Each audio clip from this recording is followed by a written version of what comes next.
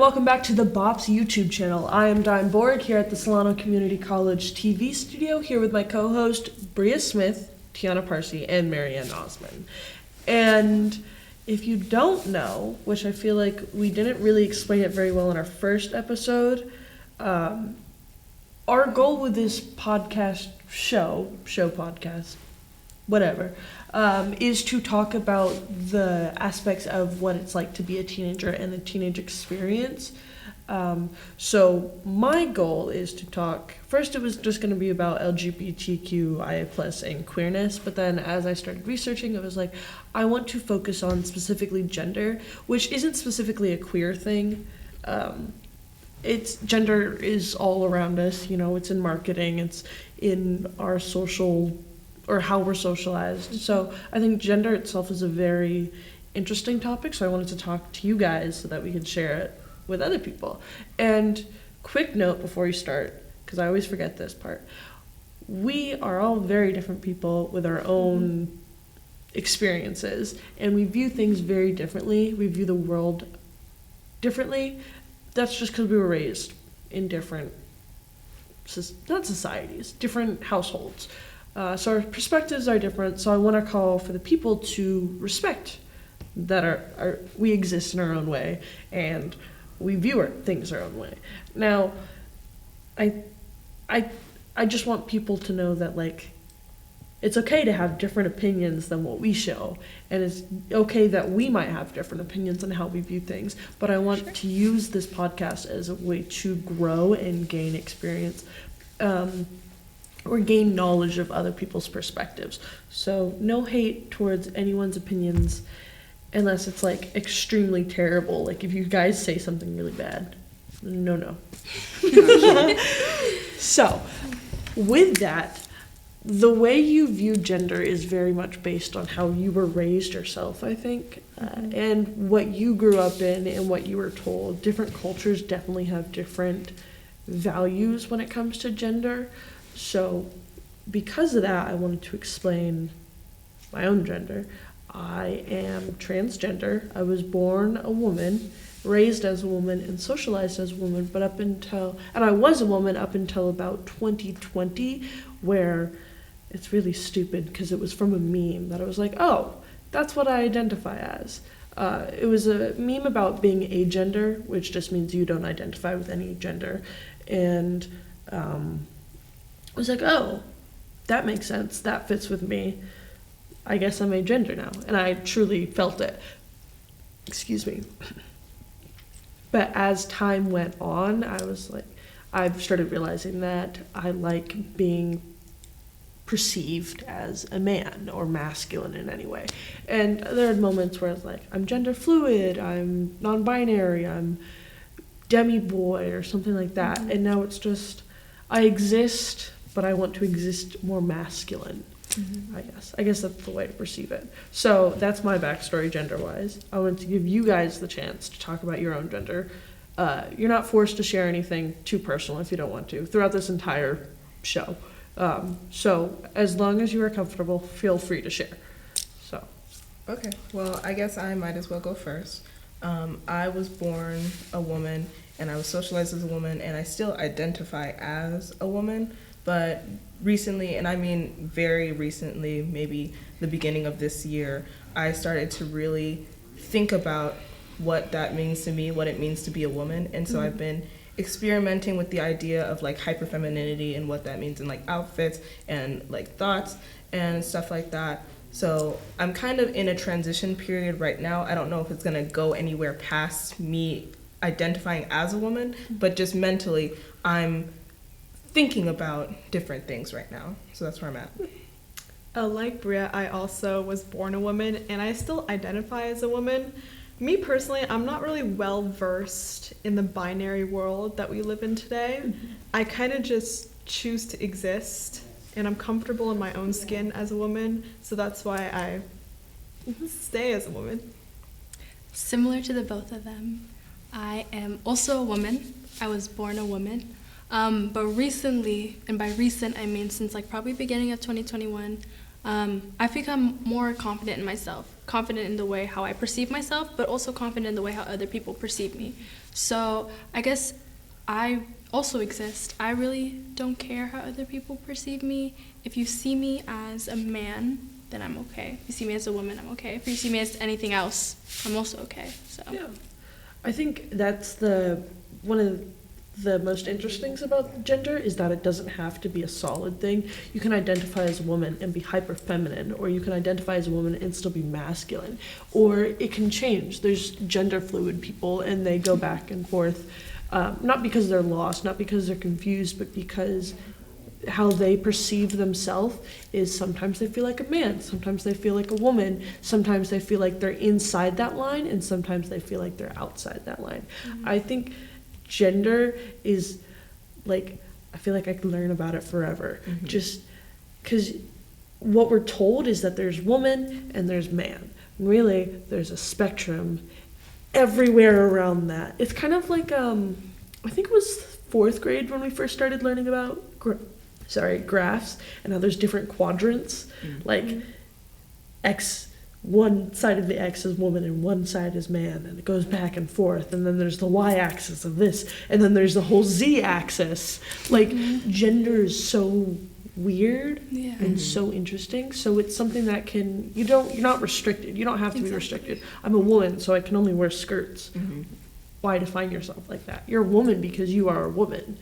Don't let that restrict you, I guess. Yeah, I've really started to see like gender and like our own bodies as like a canvas almost. Like it really can just be like whatever you want it to be. Like, as you guys should probably know by now, I'm very into drag race, as in like the art of dressing in hyper feminine ways. Like that's not the Cars one. No offense if you Gotta make it clear.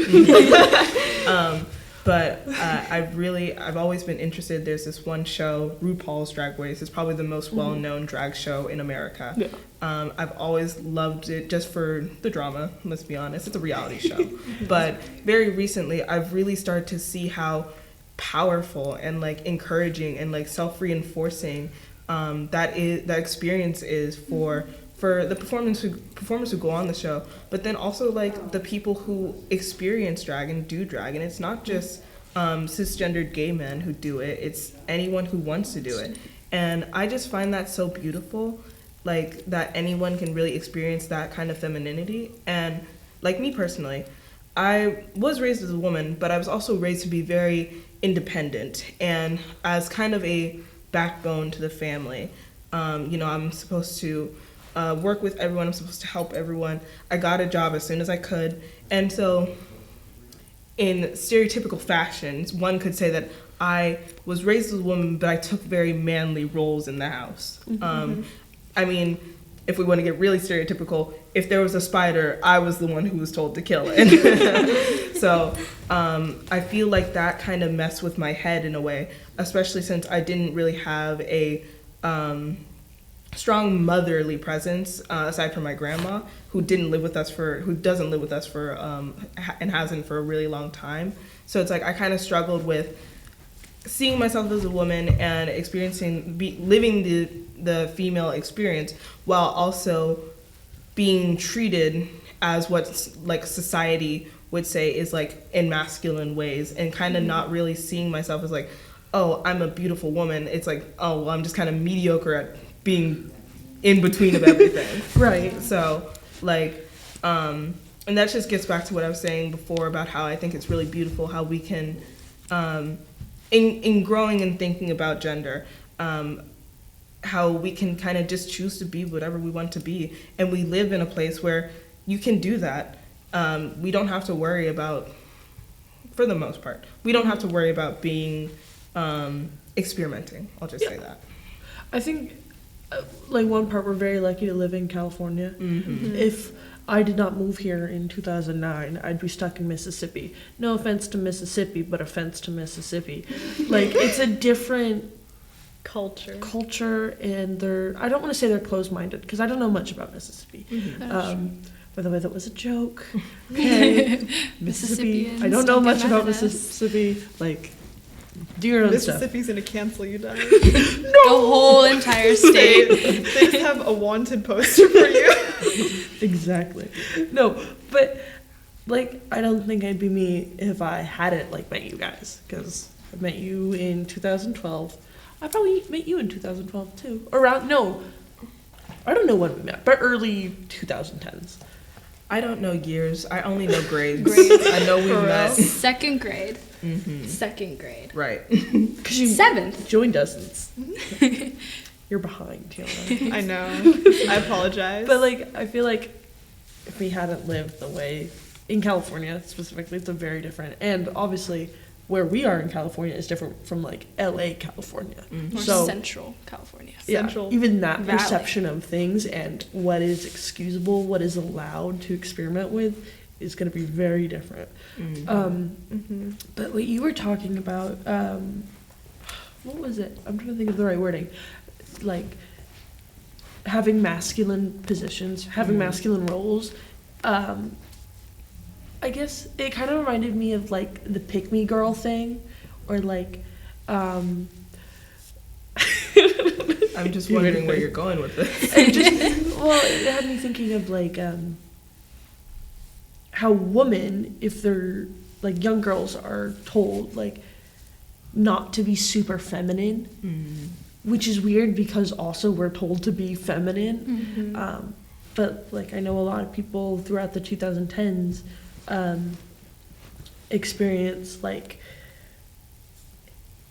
hatred towards femininity, where they're like, oh, I don't like pink, I'm not like other girls, I read books, I don't wear makeup, I'm not like other girls. So they're told to exist like be better than other women instead of uniting with other women. They're told to exist outside of the box that was created for them in the first place, which I Right. find really funny. And they're hated for, Not fitting into the box Mhm. anymore. and then they're also hated for, they're hating people who do fit in the box. Yeah. I think this just brings up the question as to what exactly is femininity? What is masculinity? What goes into that? And I guess the reason as to why what we would say would go into each of those categories is because of what society puts onto us. For sure. Yeah. And on the point of like the pick me stuff, I mean, just think about the era of the tomboy.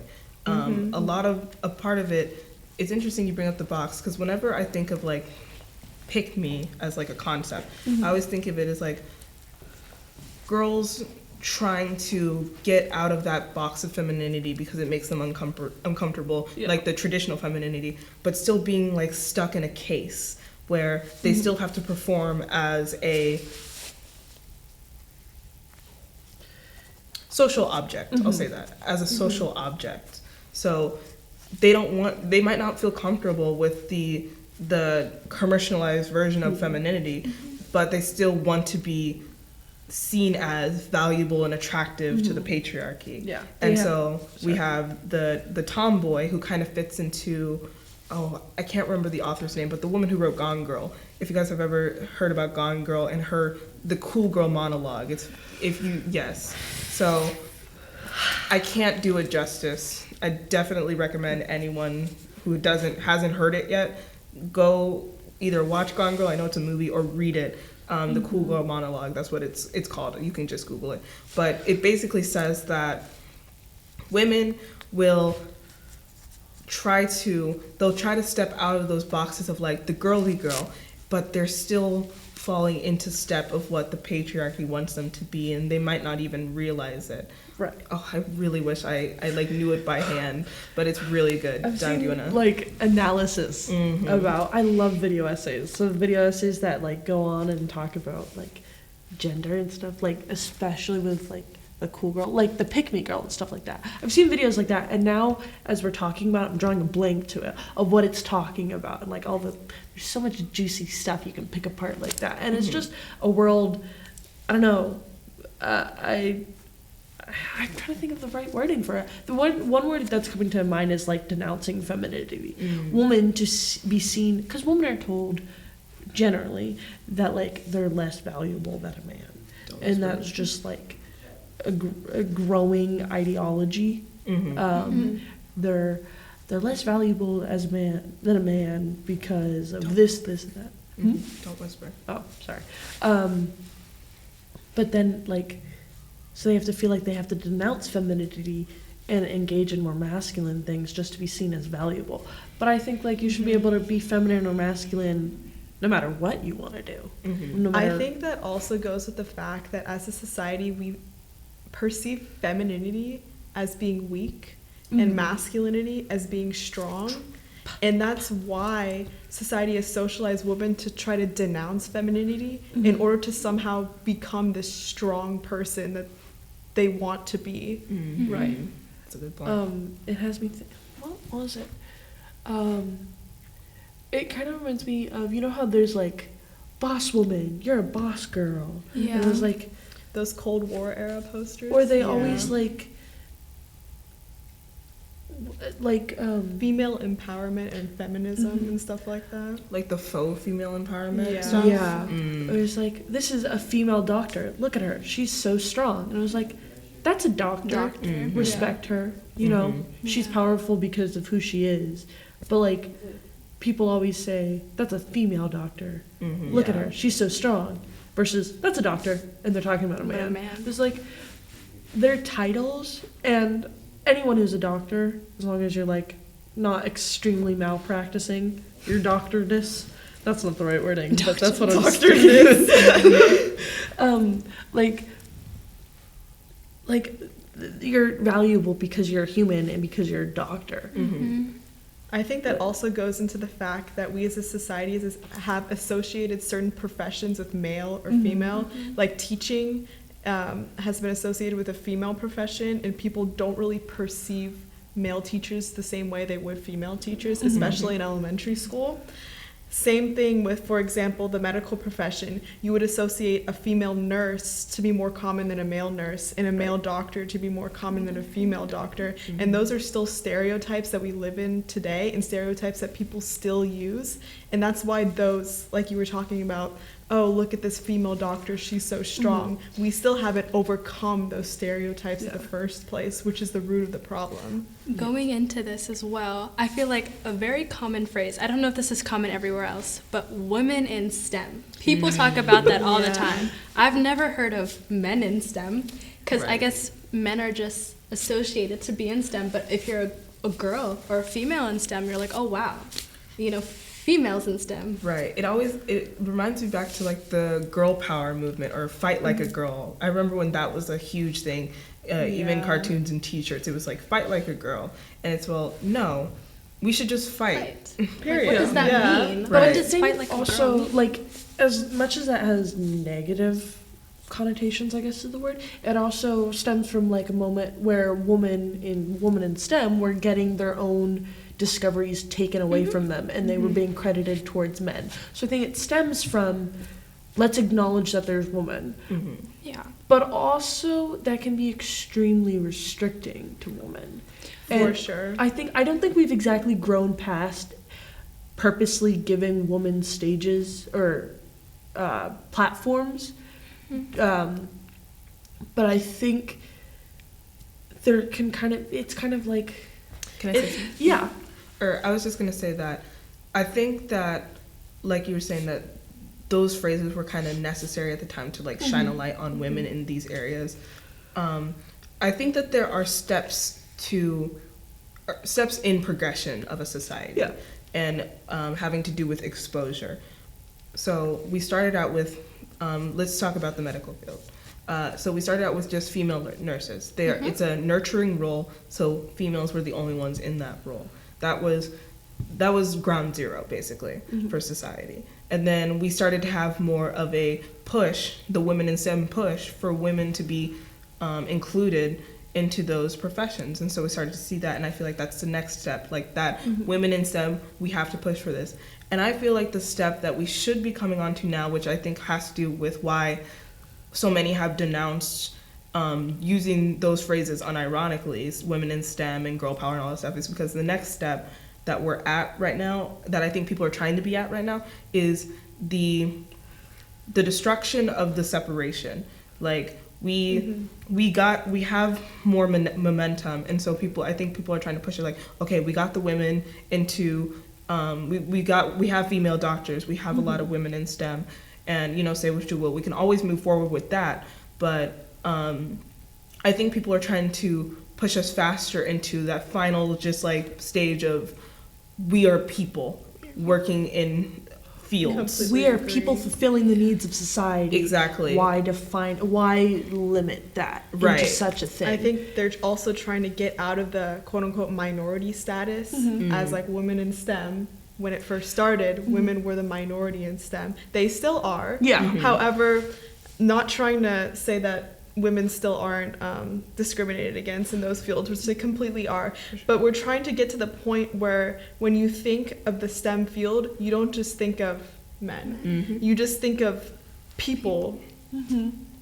I think like there's that divide in so many different things, but also you have to be careful with that because when you take out that divide and there's that clash, it can be very unsafe for women. I think about like women in the military, which often the military does not work to prevent or protect women against sexual assault. We'll put a trigger warning. So once if the military were to remove that specific divide and just be like, oh yeah, we have what's the word? Not co-ed. Is co-ed the word? Co-ed. Yeah, like co-ed facilities. like you can do that, but you also have to bring in the preventive measures to protect people.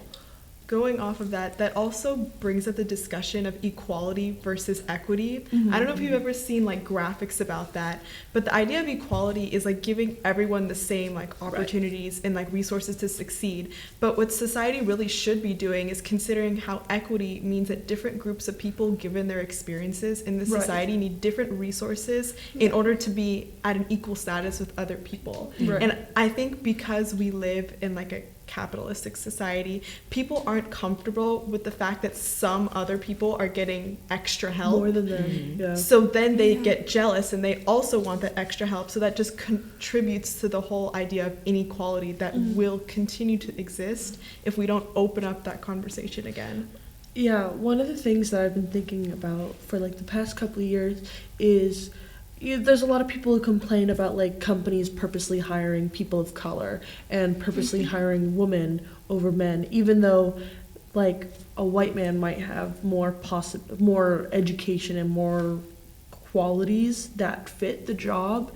And I disagree with when companies purposely hire just for like diversity hires, because I think you should hire someone who's qualified. But the problem with that comes with that often a lot of black people aren't given the same education possibilities, and they aren't given the same Resources. Resources. They aren't given the same resources to learn the same information that, let's say, a cisgendered straight white man is. It's a different world, and a lot of people don't think outside of their own existence and their own, this is what everyone has. Because No, they think it's of, so different.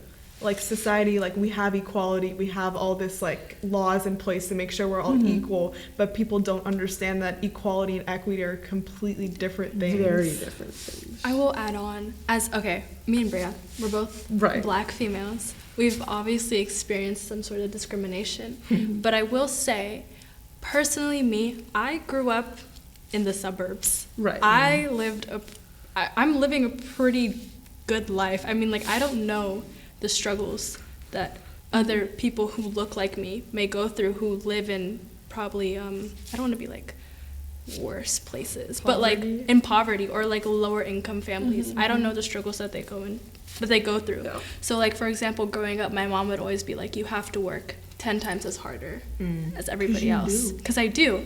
But right now, I don't want to be like, oh, I don't experience it, because I do. But like, I feel like I don't experience the harshness of it in comparison to like other people. Or I was going to say, from a struggled point of view, I just want to say that, first of all, everyone's problems are their own. Everyone's problems are unique.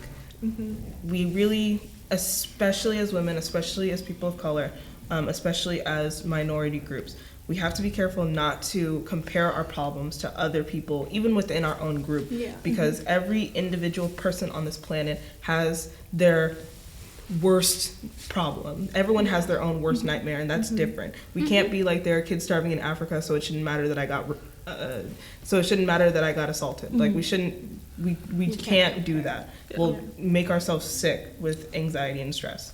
That being said, as someone who is African American and a woman and in the workforce currently, it is disturbing how different people will view you and how people will treat you as just existing as a female or a female of color. And I don't want to air too much out because I still am employed, thank God. Right. But even Knock just on wood. even just working every day is a struggle because people see me for my body. You know, I notice when I get more tips if I had, you know, if I wore my small shirt instead of my medium short to work because I couldn't find my medium. I notice that. I notice the comments people make about me. I notice the looks, you know. I notice the passing brushes. I notice all those things. But socially, people don't really want us to talk about those things because I should be happy that I have a job. That's kind of how some people would see it. I have a job, I am making money, you know, and I'm making pretty good money. I made $1,300 last year. $13,000 last year, sorry. Like, for all intents and purposes, even though I am struggling, I'm doing well, and some people would see that and be like, well, then why are you complaining? Yeah, you have no right to complain. Exactly. You got those tips. Maybe you got those tips because of your body, but you got those tips. And it's like, we're expected to take the punches and just roll with them, even when it's a sucker punch to the gut and it hurts, you know? Yeah. So, For sure. Yeah, it's very weird working a service job because we're both in fast food, right. but different. I have a drive-through and you don't. It's my own drive-through. I own it. No, I'm kidding. I'd have so much money if I owned it. But it's still crazy because people, I don't know if it's just because they perceive us as women or they just perceive us as workers only. But they're just like, you need to do everything that I need to happen. Customer's always right. And it's like, no. I'm still a person. Like, I've worked here. I've worked here for over a year. I know what I'm doing. I know what I can and can't do. And, like, I don't need to go out on a limb just to serve you. And I've gotten food thrown at me. If I get food thrown at me, I owe you nothing. I have every right to refuse service. So it's interesting when people are like, you're a service worker, you need to provide service. Like, I'm not obligated to. I have a job to do, but I don't need to go above and beyond to get you your bean burrito. Like, come on. It's just Taco Bell, guys. You don't need to get so worked up. Right. Well, that's where the dime works, I guess. But there's so many Taco Bells. One thing I did want to say before you go, Tiana, is that on the topic of being perceived as a woman, the names that you will be called because someone sees you as a woman are very different from the names you will be called. And this happens in all kinds of places. I am a gamer, which people will learn about much later in my episode. But I'm a gamer. I play on Xbox, and anyone who knows Xbox voice lobbies, you can talk to other people through online chat. People will call you the most foul names, especially if they even think you are female. Yeah. And I mean, I won't say the things that I've been called just at work, but they have been very targeted because of my gender and because of my race and because I am a small Black woman. Yeah. Who, you know, I think a lot of people think I'm younger than I am too, so that's just another added layer of just how people will automatically not respect you due to the factors that they just see. They see woman, they see small, they see young, and they see worker. And all those things Black. Mean you are less than me to some people. Yeah. And going off of that and off of what you were saying, Dime, is especially if they perceive you as a woman, they definitely talk to you differently. Especially for example, like you were saying, when your service job, you're getting food thrown at you. I feel like people think, oh, if I go yell at this woman, they'll probably wouldn't like stand up to me because they're a woman and women are weak. So it's just also goes off of that. Like they feel more comfortable doing it to a woman because they think they won't fight back. Yeah. It's unfortunate because, okay, my service voice, we all have ours, is very feminine, especially if I've been working a longer shift. I kind of, I prefer to talk lower, but after a while I'm like, I don't care. Like my voice just relaxes into its natural speaking in your mouth. That's the weirdest thing. I'll talk, let me write this down because I want to talk about it. I can't read that. I can't read any of your writing time. Speaking. What was I talking We'll about? tune back into How it that. works. Speaking voice. But it was work. just people. Okay, first off, the food that was thrown at me was by a woman. So it was just like, if you're perceiving me as a woman, and like, I don't think it was just woman on woman Crime. yeah. I think it was just a frustrated person who wasn't getting their way, and they were mad about it. It's Taco Bell. How frustrated can you be? Although, That'll Would be a they- mini-sode. We'll talk about that. would she have thrown the burrito at you had you been a 6 foot tall, very masculine guy? Well, That's what I'm saying. Okay. Yeah. So what had happened in that scenario was it was my coworker who was a woman. She was the one taking orders, and it was this person who was upset that the burrito had tomatoes in it. And they're like, I didn't want tomatoes in this, and we didn't know it had tomatoes. Can we get a new one? And I was like, yeah, you can get a new one. That'll be $3.48 or whatever it was. I think it was probably more than that, but that's not super specific or like necessary to talk about. So she's, I don't know exactly how impactful this might be, but she was, I believe, Mexican, and she's tinier, probably around 5'4", and she's very obviously a woman, I guess. She has long hair, and she's the one dealing with that. And then the woman was angry that we were going to charge her, and which in my mind it makes sense. I later learned through my manager that we're not supposed to charge them if they have a mistake, if they didn't realize something was wrong. It's so stupid. So anyways, I come over and I'm like, so we have to charge you for this because you're getting a new burrito. I can't take back the previous one, but we'll get that for you. And then they were getting mad about it. My other coworker, who was a man, came through, and he was talking to them about it and was like, yeah, we're going to charge you. And then eventually they're like, can I talk to a manager? Manager came over. She's a woman, but I don't want to say, I guess she's more passive, I guess is the right word. So they weren't charged for it. So then I was like, okay, deal's over. We'll get you your burrito. You don't have to pay. Are you happy? Fine. Go on with your day. So we hand them their burrito and then, take this back. And I was like, sorry, I can't accept things. I can't accept trash to throw away. And then, because the person's still mad, they chucked it through the window. So I'm not sure how much of that is connected through, gendered things. But it was definitely a service worker experience. That specific instance, I probably would say probably had nothing to do with gender, but just in general. For example, let's just say we were at a restaurant, and then somebody was wasn't happy with what they were being charged in the bill, and it was a man. Yeah. They probably would feel more comfortable yelling at a woman than another man who looked, like Bria said, 6 foot tall and very masculine looking, because they associate that with being strong and powerful, and they don't have the guts to That's my bro. That's another man. We can relate. Let's sit down and have a manly talk about this bill. Right. You charged me $60 for ranch. Let's not even get into the things people will be angry about. But I mean, if we want to talk about masculine anger, very specific niche, right?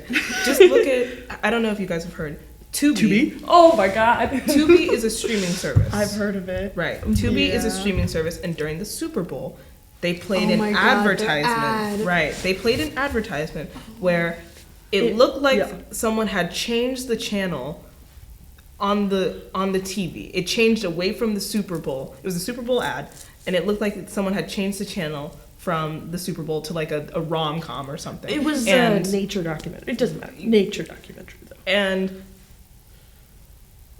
there is so much documented evidence of various male sports fans getting, in my opinion, irrationally angry, and in a lot of those cases directing that anger towards women who are close to them, be that their wives, daughters, female bartenders. There's one specific story where a female bartender had a glass drink thrown at her because the patron believed that she had changed the channel. And no one deserves that, because that person's being paid probably minimum wage. Exactly. I mean, you just don't throw things at people. That's not normal behavior. Right. And there's studies show that during sports events, win or lose, what do they call it?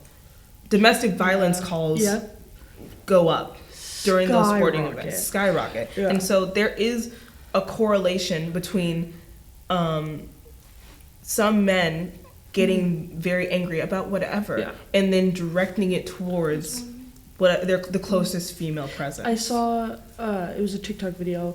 It was talking about like this man who was angry, who was expressing his anger over the Tubi ad at his daughter, who wasn't even, and like blaming her.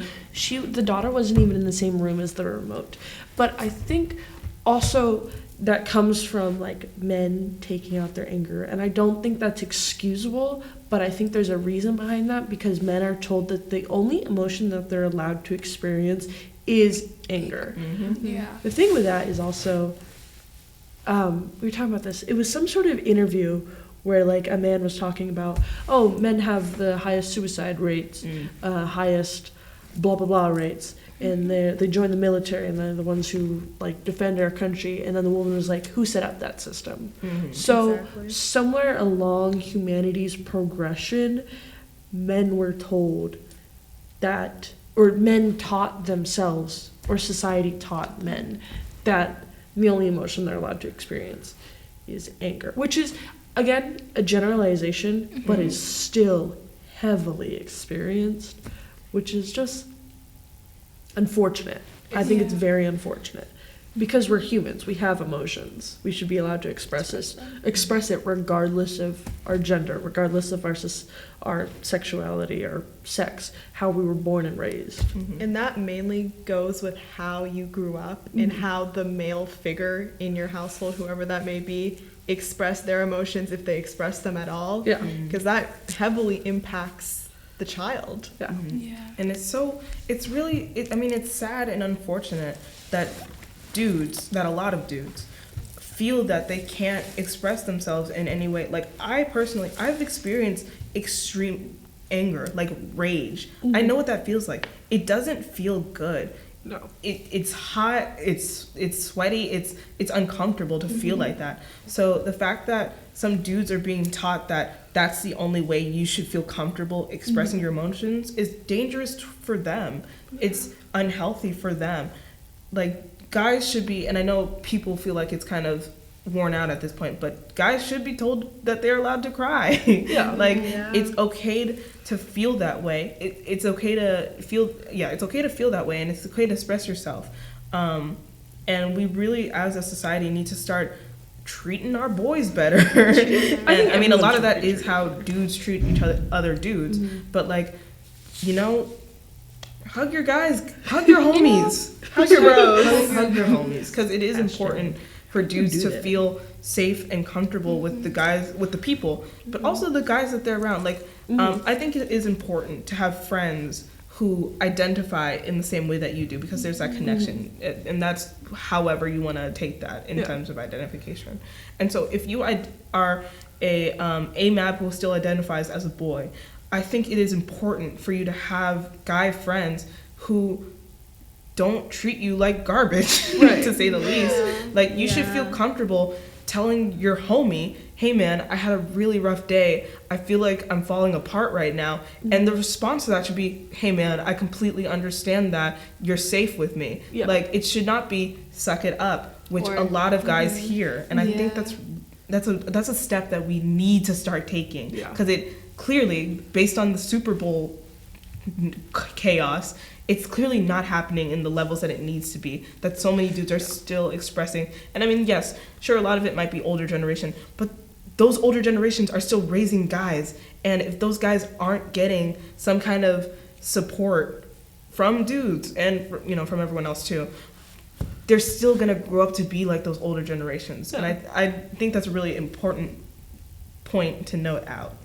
And that just circles back to the fact that as a society, we teach women that they're supposed to be the emotional regulators, but men aren't supposed to show emotion at all. Yeah. Because we associate masculinity with like strong and being powerful, and emotion doesn't have any space in that box. Well, I wouldn't say, well, yes, society does say that, but I feel like going back to it, it also just depends on the household that you grow in. For sure. That's It true. doesn't matter at the end of the, well, it does matter what society says, but like, if you grow up in a household where they're like, oh yeah, it's okay to show your emotions, it's okay to cry, it's okay to be like express yourself the way that you want to express yourself, you're gonna care what society says, but it's gonna have like less of an impact on Yeah, you totally. than what society has. So I'm saying we need like on the individual level to be better to each other. And that's just the moral, honestly. We Yeah. just need to be better I- to each that's- other. You have me thinking of like the mental health movement in the past several years of like